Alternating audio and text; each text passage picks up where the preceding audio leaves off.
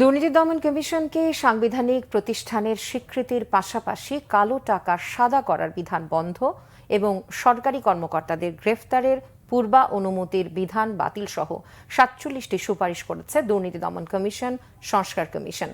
রাজধানীর Midas centre এক ব্রিফিংয়ে দুর্নীতি দমন সংস্কার কমিশনের প্রধান ডক্টর ইফতেখারুজ্জামান আশা করেন, রাজনৈতিক সংস্কৃতির পরিবর্তন হলেই তাদের করা সুপারিশে একটি আদর্শ দুর্নীতি দমন কমিশন গঠন সম্ভব। রিপোর্ট সৈয়দ আব্দুল মুহিতের। বুধবার প্রধান উপদেষ্টা ডক্টর মোহাম্মদ ইউনূসের কাছে দুর্নীতি দমন কমিশন সংস্কার কমিশনের প্রতিবেদন হস্তান্তর করে কমিশন।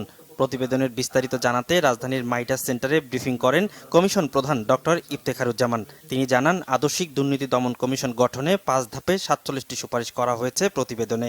জনপ্রতিনিধিদের প্রতি বছর নিজের ও পরিবারের সদস্যদের আয় ও সম্পদ বিবরণী জমা দেয়া, সরকারি কর্মকর্তাদের বিরুদ্ধে মামলা দায়েরে পূর্বানুমতির বিধান বাতিলের সুপারিশ করেছে কমিশন। প্রতিবেদনের ন্যূনতম একজন নারী সহ কমিশনের সদস্য সংখ্যা ৩ থেকে বাড়িয়ে ৫ সদস্যে উন্নীত করা হলেও কমিশনের মেয়াদ কমিয়ে ৪ বছর করার প্রস্তাব দেয়া হয়েছে। দুদকের অভ্যন্তরীণ বিষয়গুলোর ক্ষেত্রেও করা হয়েছে কিছু সুপারিশ। সংবিধানের ক্ষমতার অপব্যবহার, রাষ্ট্রীয় এবং অর্পিত ক্ষমতা, রাষ্ট্রীয় এবং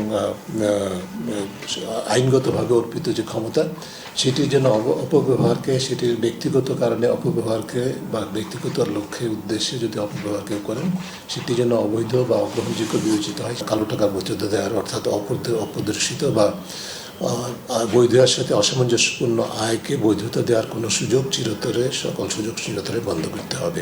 দুর্নীতি দমন কমিশনের ৩২-এর ২০০৪ যে আইন, তার ৩২-এর ক বিলুপ্ত করতে হবে। সেটি আপনারা জানেন, সেটার মাধ্যমে জজ, ম্যাজিস্ট্রেট এবং সরকারি কর্মকর্তাদের ক্ষেত্রে মামলা করার ক্ষেত্রে পূর্ব অনুমতির প্রয়োজন হয়। আমরা সেটাকে রহিত করার জন্য সুনির্দিষ্ট প্রস্তাব করেছি। সুপারিশ বাস্তবায়নে স্বল্প মেয়াদে ৬ মাস, মধ্য দীর্ঘ মেয়াদে সর্বোচ্চ ৪ বছর সময় লাগবে বলেও জানান দুর্নীতি দমন কমিশন সংস্কার কমিশন প্রধান। সৈয়দ আব্দুল মুহিত, বাংলাভিশন, ঢাকা।